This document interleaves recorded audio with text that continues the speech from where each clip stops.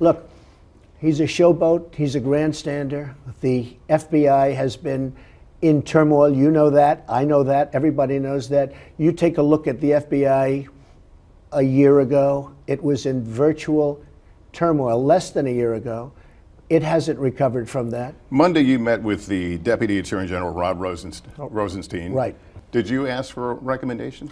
What I did is I was going to fire Comey. My decision. It was not. You had made the decision before they came in the room. I was going to fire Comey. There's no good time to do it, by the way. Because in your letter you said I accepted their recommendation. Yeah, well, so you had already made the decision. I was going to fire regardless of recommendation. So there was really he made a recommendation. He's highly respected, very good guy, very smart guy. The Democrats like him, the Republicans like him. He made a recommendation, but regardless of recommendation, I was going to fire Comey, knowing there was no good time to do it.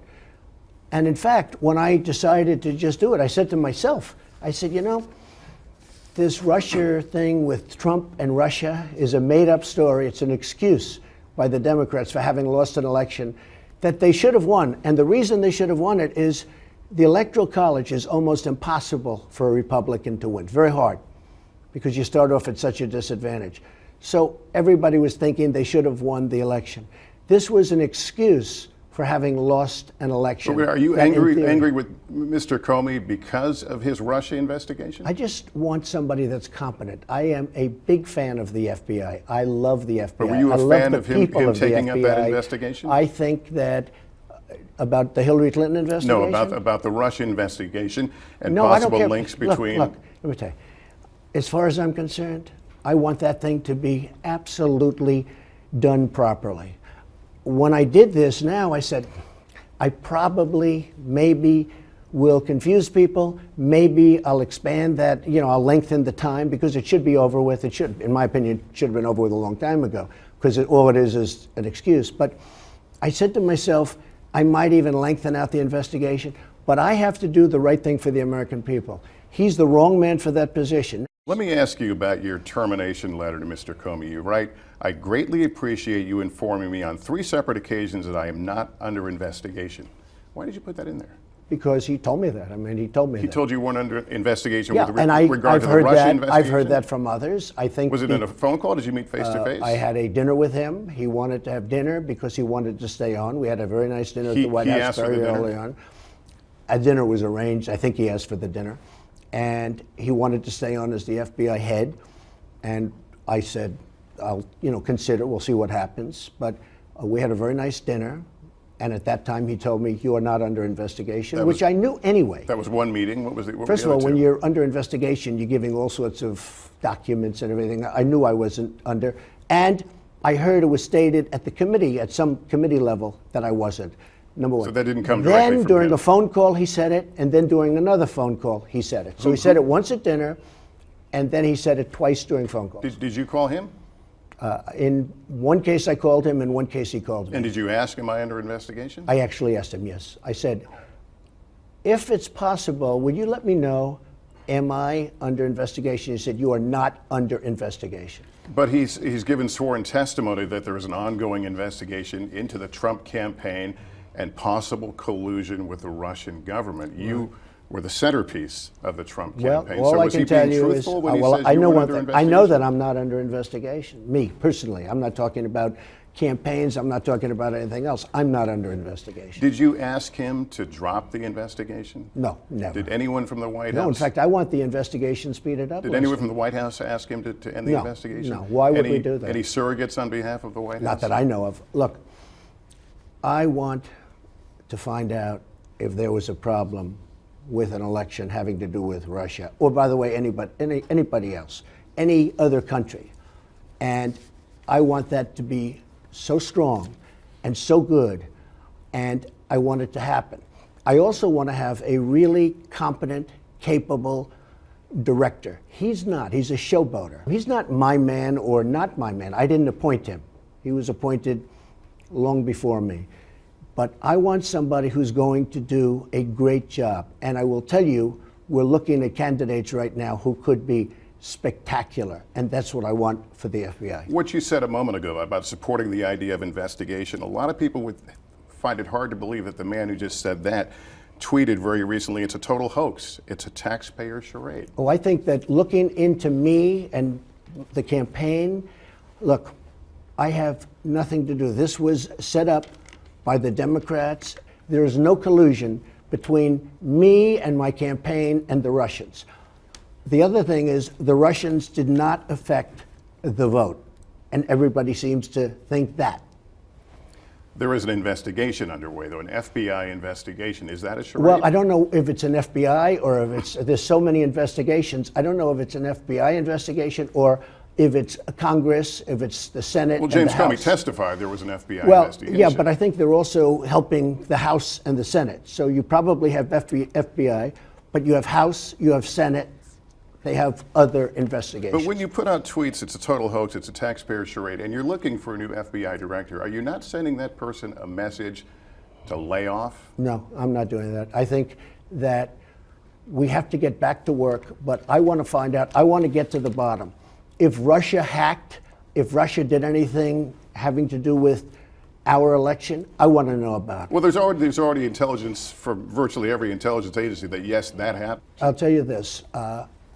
If Russia or anybody else is trying to interfere with our elections, I think it's a horrible thing, and I want to get to the bottom of it, and I want to make sure it will never, ever happen. Were you angry with James Comey when he went public and said he can't support your unsubstantiated charges of wiretapping, that your predecessor wiretapped you? I was surprised he said it, but I wasn't angry.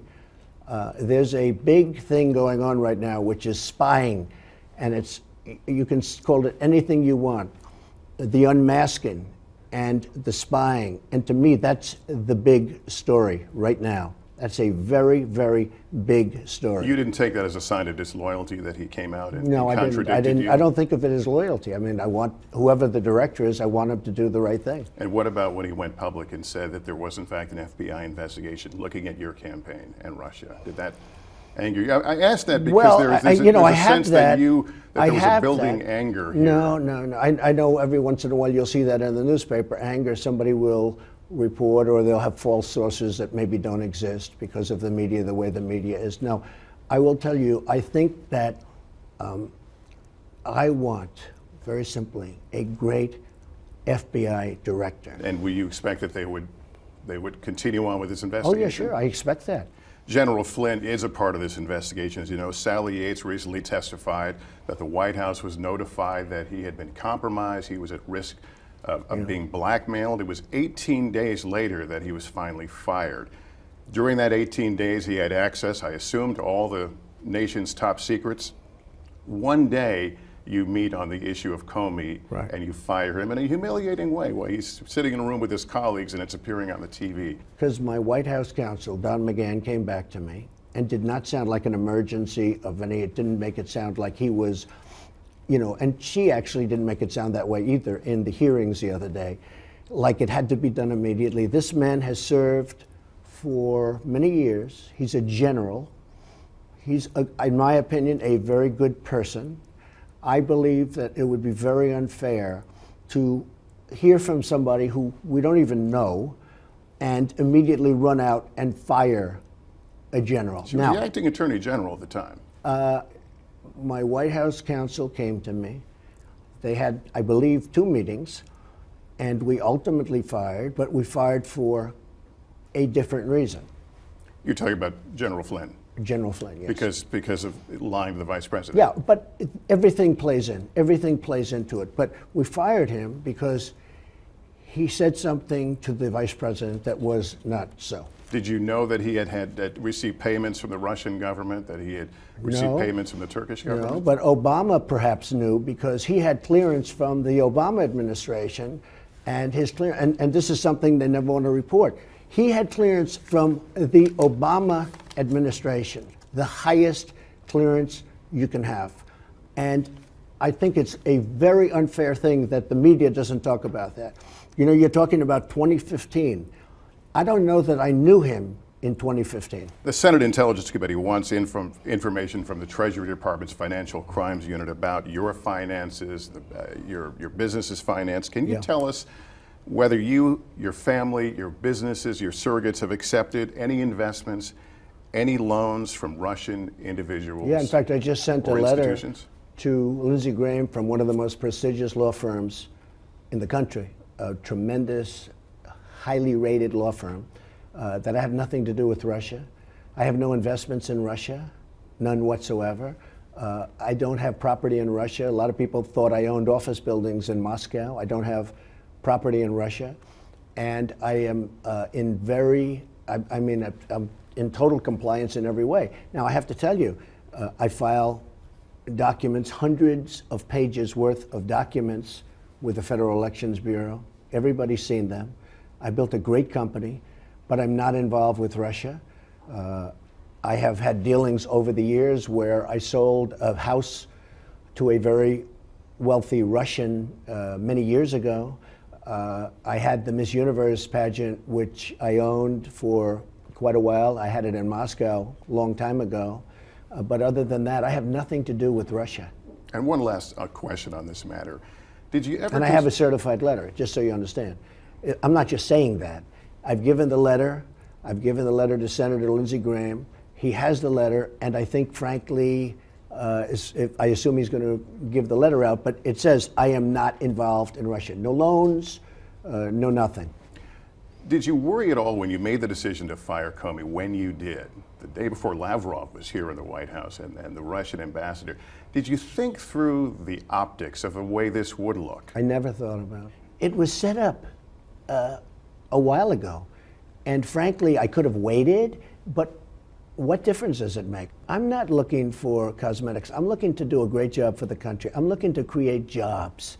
I'm looking to create strength and security. I'm looking to have strong borders. I'm looking for things like that. I think it's really a good thing that I meet with people. Now, this is a public meeting because, you know, when you cover this, the people watching may say, oh, he met with Lavrov. Well, this was announced that I'm meeting with Lavrov. Just like a number of days ago, I had a very good conversation, very public in the sense that everybody knew this was taking place. I talk all the time. Just spoke with the new head of South Korea, who just got elected. I speak with the head of India. I speak with the head of China. I have to speak with Putin also. It's called Russia. But when I spoke with Putin, he asked me whether or not I would see Lavrov. Now, should I say, no, I'm not going to see him? I said, I will see him.